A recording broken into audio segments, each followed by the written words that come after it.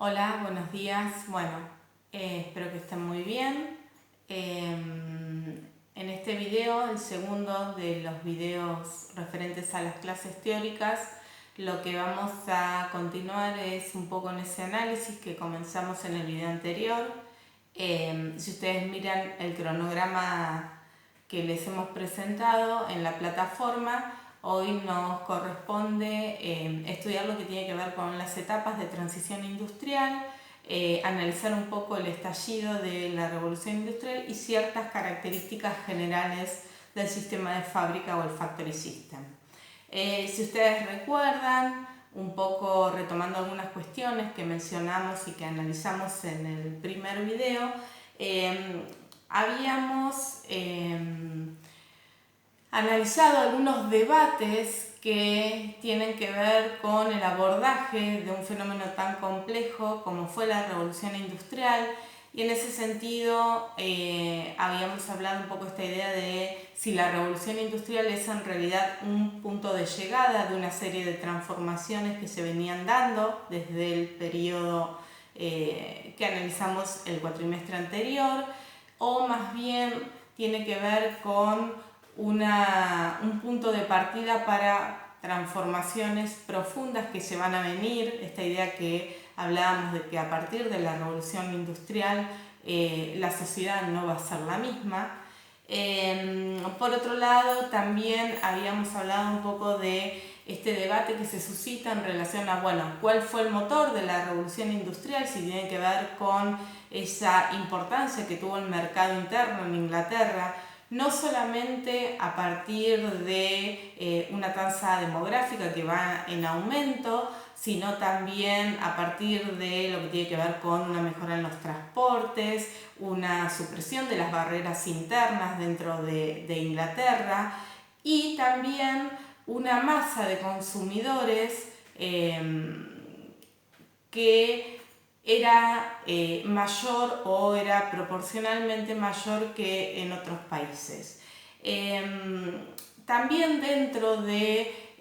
estos debates, si se quiere, de tinte más bien historiográfico en relación a la revolución industrial, hay una serie de análisis en cuanto a la periodización de este fenómeno. Entonces, en general se suelen distinguir como dos fases de lo que tiene que ver con esta primera revolución industrial. Una primera fase que arrancaría sobre 1760 y 1780, aproximadamente hasta el año 1800, en donde los sectores claves son fundamentalmente el sector textil y el metalúrgico, y una segunda fase que arranca en 1800 hasta 1830 aproximadamente, que lo que se lleva adelante tiene que ver principalmente con una difusión, si se quiere, de este factory system o sistema de fábrica que vamos a mencionar y a describir dentro de unos minutos. Lo cierto es que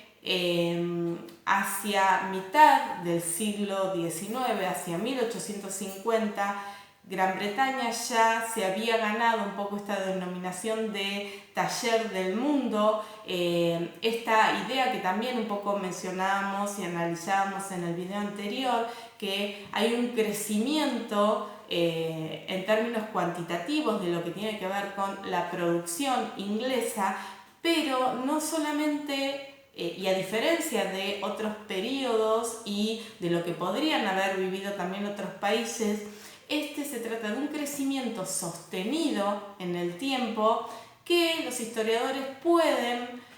analizar o pueden encontrar un punto de inflexión de este crecimiento sostenido a partir de 1780. De ahí esta idea de un poco ubicar esta primera fase dentro de lo que se intenta establecer como una periodización de la revolución industrial en este año. Se supone que a partir de 1780, por una serie de distintas causas, se toma como una especie de punto de inflexión de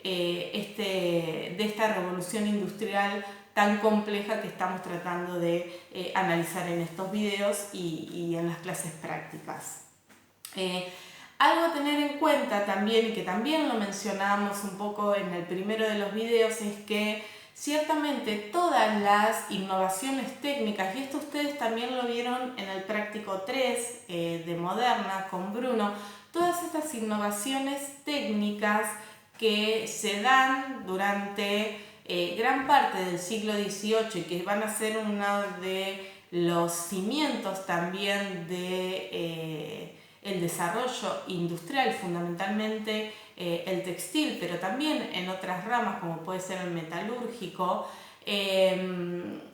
son descubrimientos no científicos, ¿sí? Son descubrimientos que responden no tanto a una cuestión de cumplimiento, si se quiere, con algún tipo de protocolo o avalado por algún tipo de institución oficial, sino más bien que son innovaciones técnicas muy puntuales que responden a problemas concretos, ¿sí? Y esto es importante también que ustedes lo tengan en cuenta, principalmente para esta primera fase dentro de esta periodización que estamos tratando de establecer dentro de lo que fue la revolución industrial. Recién hablábamos de que uno de los puntos del cronograma para la clase de hoy tiene que ver con analizar un poco las etapas de transición industrial, ¿sí? Hay algo que nosotros tenemos que tener en claro y que, si bien a largo plazo lo que se va a imponer o lo que va a triunfar o lo que va a lograr o lo que va a lograr la hegemonía en cuanto al sistema de producción es esta novedad que aparece con el Factory System, durante esta primera etapa de la revolución van a convivir o van a coexistir distintos tipos de industrias, ¿sí? Cuando nosotros nos referimos a industria, básicamente nos estamos refiriendo a una transformación, y esto es una definición general que vale para distintas épocas históricas, a una transformación de la materia prima a partir de algún tipo de acción llevada adelante por el hombre. En esta definición general de lo que se entiende por industria, nosotros en este periodo de finales del siglo XVIII podemos identificar distintos tipos de industria, muchas de las cuales ustedes ya conocen porque analizamos y porque vienen ya de la época anterior e incluso anterior, desde la época medieval, y otras que empiezan a cobrar importancia en este periodo. Si tuviéramos que hacer como una especie de enumeración de cuáles serán este tipo o estos sistemas de producción que podemos localizar en la Inglaterra de finales del siglo XVIII, nosotros vamos a poder ver que todavía existe una industria artesanal, esa industria artesanal que de algún modo estaba caracterizada por cierta o requería cierta habilidad por parte de sus trabajadores. En general eran trabajadores calificados los que trabajaban en este tipo de industria. En general la industria artesanal era una industria asociada con el mundo urbano, en esa estructura jerárquica que nosotros también analizamos y que tiene que ver con la estructura gremial dirigida por un maestro, en donde oficiales y aprendices un poco se ven dirigidos por esta autoridad dentro de esta estructura vertical que era la actividad, el gremio de algún modo. Era una actividad muy regulada en cuanto a la cantidad, en cuanto al precio, y en general todos los productos que se creaban dentro de esta industria artesanal iban dirigidos fundamentalmente al mercado interno. Por otro lado, nosotros habíamos visto en Historia Moderna que a partir de ese proceso de acercamientos que se va a dar fundamentalmente desde el siglo XVI en adelante, va a surgir un nuevo sistema de producción que es el trabajo rural domiciliario, el origen un poco de este sistema de producción tiene que ver con aquellos campesinos que ven perjudicada o que se ven en peores condiciones al haber sido muchas veces expropiados o al haber sido expulsados de esos bosques comunales o de las pequeñas posesiones que ellos podían llegar a tener como consecuencia de este proceso de acercamientos. Entonces, muchos de ellos que quedan dentro del ámbito rural son jornaleros de estos grandes propietarios que de algún modo concentran las tierras en sus manos, y un modo de encontrar algún tipo de tarea extra que les permitiera tener ingresos durante la época de ocio, la época que no están trabajando en el campo, tenía que ver con este trabajo rural domiciliario, en donde venía un empresario, generalmente proveniente de la ciudad, que les daba la materia prima, se producía algún tipo de bien, en general vinculado a la industria textil, pero también en un segundo plano podían llegar a ser algún tipo de tarea como puede ser la fabricación de clavos o algún tipo de objeto menor dentro de lo que era la industria metalúrgica, y podía llegar a darse una tercera etapa dentro de esta cadena del empresario con el campesino en la ciudad en donde se daba el acabado final de ese producto. Habíamos mencionado también en el primer video, y también lo habíamos analizado durante el cuatrimestre anterior, que la importancia un poco de este tipo de trabajo tiene que ver con establecer un vínculo más estrecho entre el ámbito rural y el ámbito urbano, que tradicionalmente venían siendo como dos mundos separados, y acá se ponen en contacto y entran en estrecha vinculación. Y por otro lado señalábamos desde la perspectiva, si se quiere, del empresario, una serie de ventajas que les presentaba este tipo de trabajo, y que tiene que ver con que no existían costos fijos altos porque no había ninguna estructura, no había ningún taller, sino que eran trabajo, si se quiere, un tipo de trabajo descentralizado, en donde a partir del aumento, por ejemplo, de la demanda de determinado bien, este empresario se ponía en contacto y aprovechaba esta mano de obra barata que existía en el campo. Y acá sí, y esto también lo analizamos de manera mucho más profunda, si se quiere, en historia moderna, vemos cómo acá sí cumple un rol importante el mercado externo, porque a partir un poco de esta flexibilidad y de estos bienes que se producen sin tener en cuenta toda esa reglamentación tan pesada que regía la industria artesanal, acá sí hay un mercado externo en expansión que va a encontrar algún tipo de satisfacción en este tipo de sistema de producción vinculado justamente al campo, que es lo que denominamos un poco el trabajo rural domiciliario. ¿Sí? Acá sí hay una presencia del mercado externo que tiene cierta notoriedad y que veíamos o que justamente no veíamos dentro de lo que tiene que ver con la industria artesanal, que, como decíamos recién, apuntaba más que nada a un consumo interno o a producir bienes de consumo interno. Hay un concepto que ustedes van a encontrar en la bibliografía y que se lo suele asimilar a este trabajo, a este concepto de trabajo rural domiciliario, que es el concepto de protoindustrialización. Mendels, más o menos sobre la década del 70, va a dar origen a este concepto, haciendo referencia fundamentalmente a todas aquellas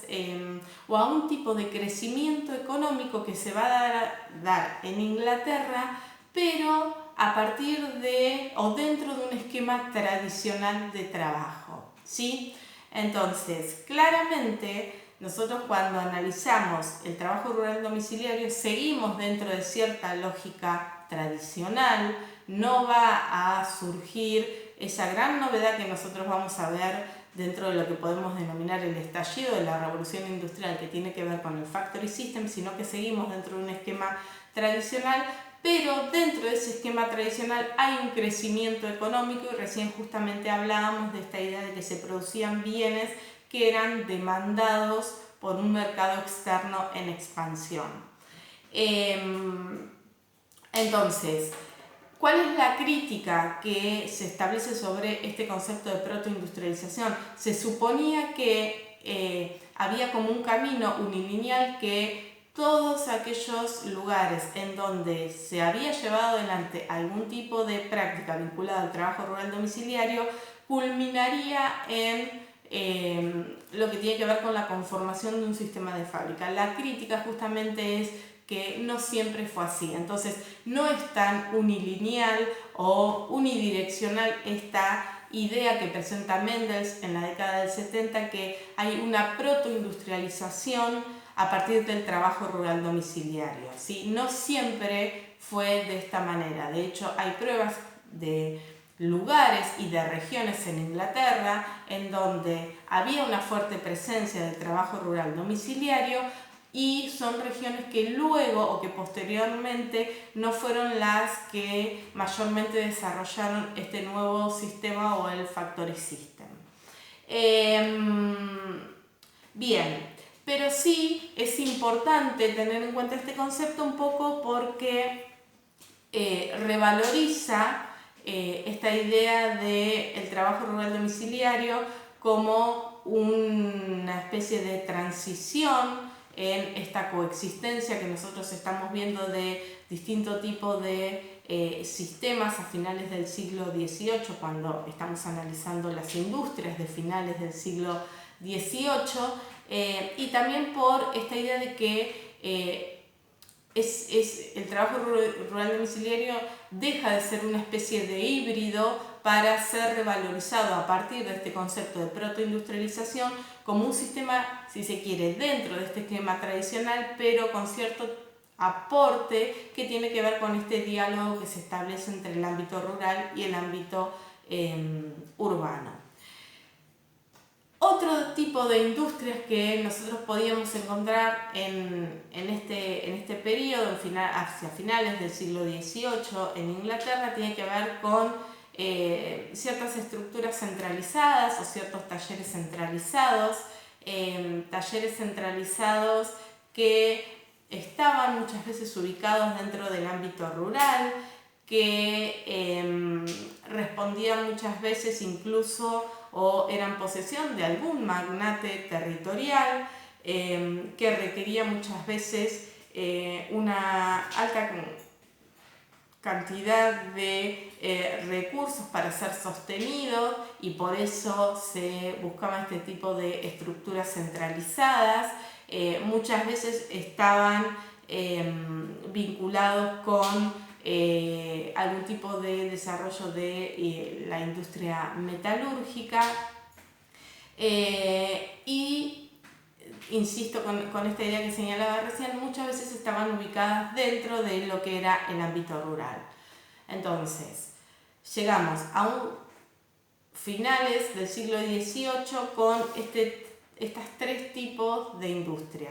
tradicionales y que ustedes ya conocen de la materia anterior. La industria artesanal, que incluso provenía ya desde la época medieval, un segundo tipo que tiene que ver con el trabajo rural domiciliario, un tercer tipo que tiene que ver con los talleres centralizados. Ahora bien,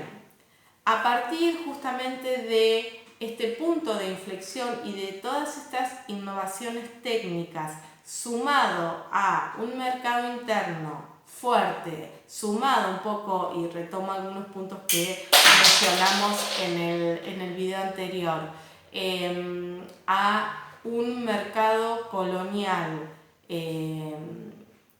a disposición, si se quiere, de Inglaterra, mercado colonial, tanto en el aspecto formal como en cuanto a la hegemonía que tenía Inglaterra en prácticamente todo el mundo y en regiones que no dominaba, si bien no formalmente, pero sí de manera informal,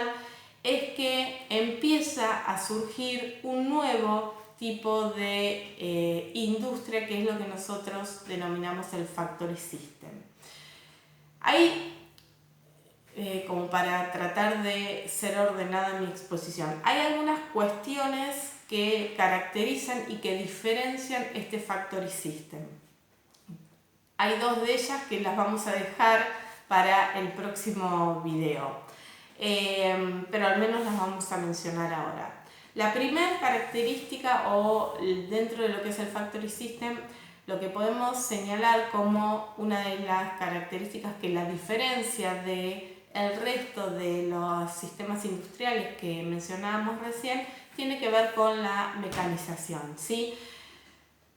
Cuando nosotros hablamos de mecanización, estamos hablando básicamente de la existencia de máquinas dentro de estructuras grandes. De todos modos, hago un comentario entre paréntesis. En esta primera fase que nosotros estamos estudiando todavía no vemos esa presencia de grandes máquinas en estructuras, pero sí lo que podemos ver como una de las características del factory system que se empieza ya a presentar en esta primera fase que estamos estudiando nosotros es la presencia de máquinas que se diferencian un poco de la simple herramienta, en el sentido de que la herramienta requiere por parte de la persona que la manipula cierta habilidad, mientras que en la máquina consiste en una especie de, si se quiere, de aparato que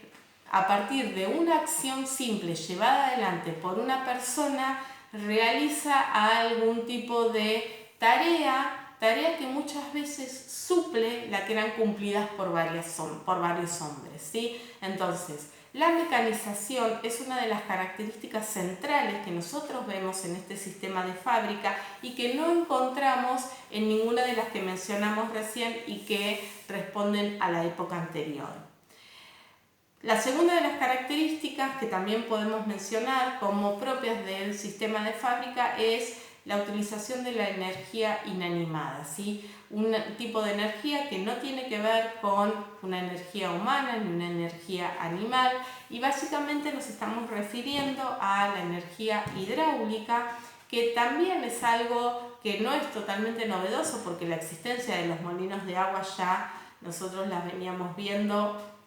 desde finales de la Edad Media, pero sí, por ejemplo, la utilización del vapor, ¿sí? Que va a presentar muchísimas ventajas porque, por ejemplo, entre otras cuestiones, permite a las fábricas instalarse en un ámbito, como puede ser el ámbito urbano, que no necesariamente tuviera que estar a la vera del río para utilizar justamente la fuerza hidráulica.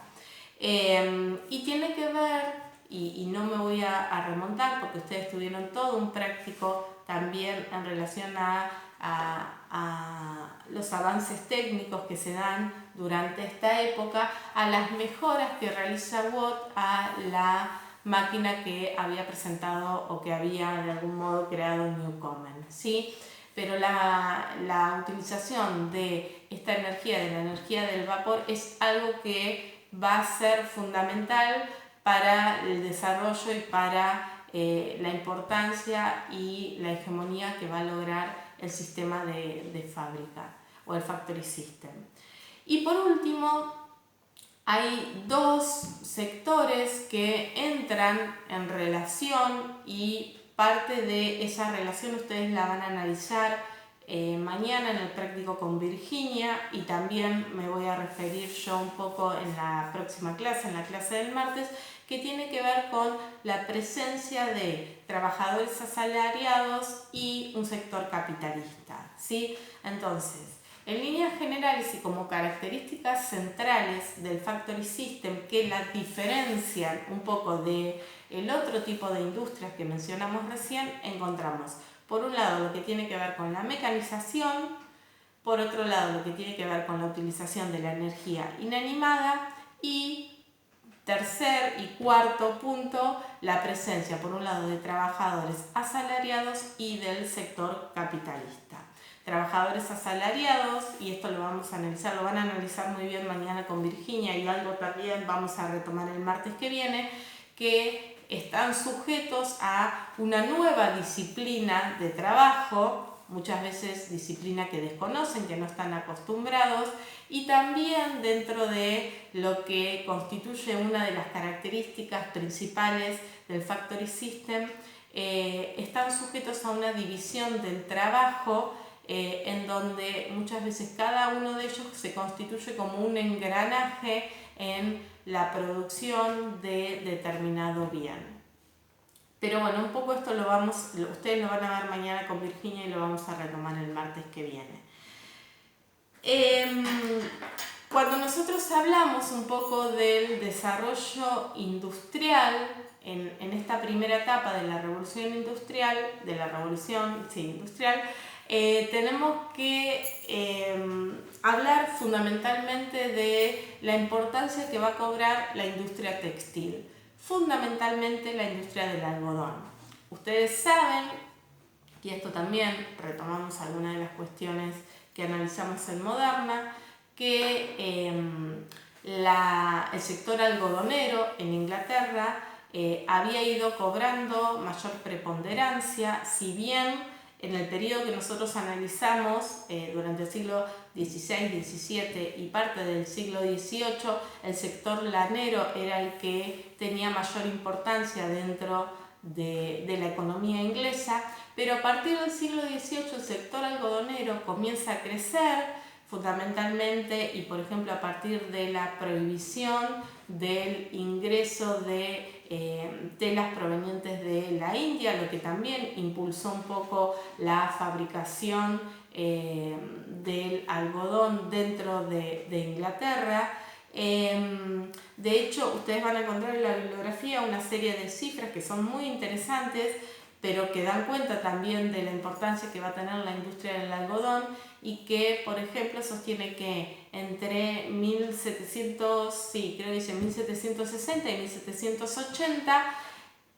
la producción de algodón en Inglaterra va a crecer un 900%. De esa producción de telas de algodón en Inglaterra, el 95% estaba destinado a la exportación. Por lo tanto, acá sí vemos que el mercado externo es el principal impulsor, más allá de las medidas que haya tomado el gobierno inglés protegiendo un poco a lo que tiene que ver con el sector textil y fundamentalmente algodonero en Inglaterra, sí el mercado externo es insoslayable en cuanto al empuje que da a esta industria. Básicamente nos tenemos que remitir a un concepto que ustedes también conocen, que es el comercio triangular, que básicamente, y en relación a lo que estamos ahora mencionando, que es la industria del algodón, consistía en la salida de productos de Inglaterra, fundamentalmente desde el puerto de Liverpool, con manufacturas inglesas que tenían un primer destino que era África.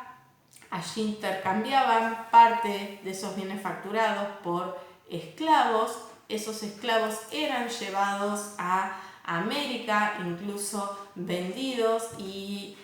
muchos de ellos trabajaban en las plantaciones también de algodón de las colonias inglesas.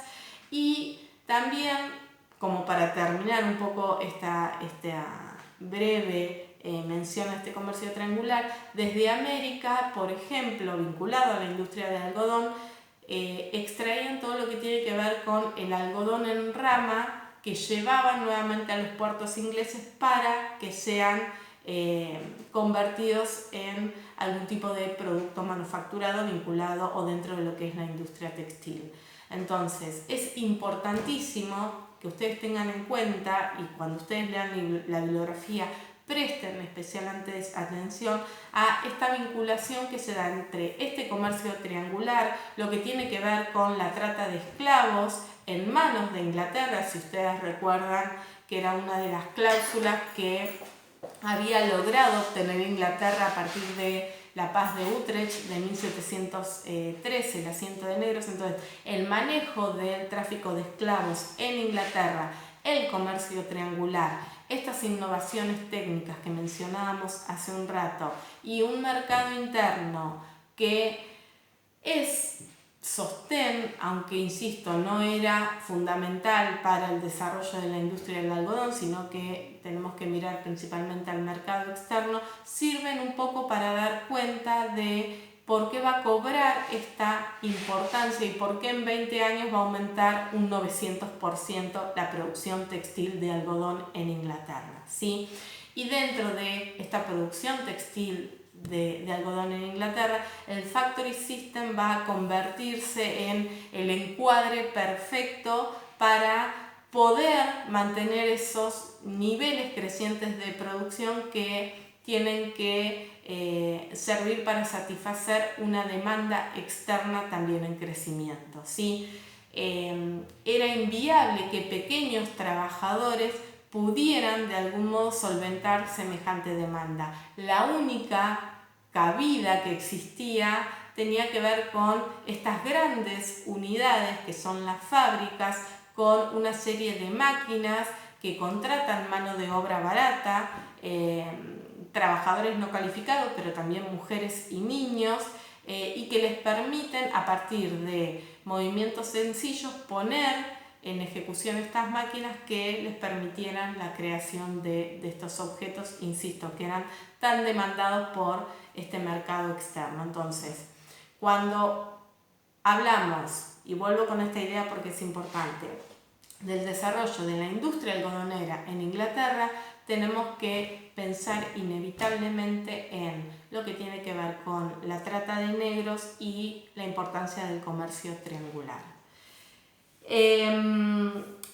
Ahora bien, todas estas máquinas y esto también lo vieron con Bruno, perdón que vuelva tanto a Moderna, pero están muy vinculadas con algunas de las cuestiones que nosotros analizamos en Moderna. Muchas de estas máquinas que estaban presentes en las fábricas, obviamente que eran máquinas que estaban fabricadas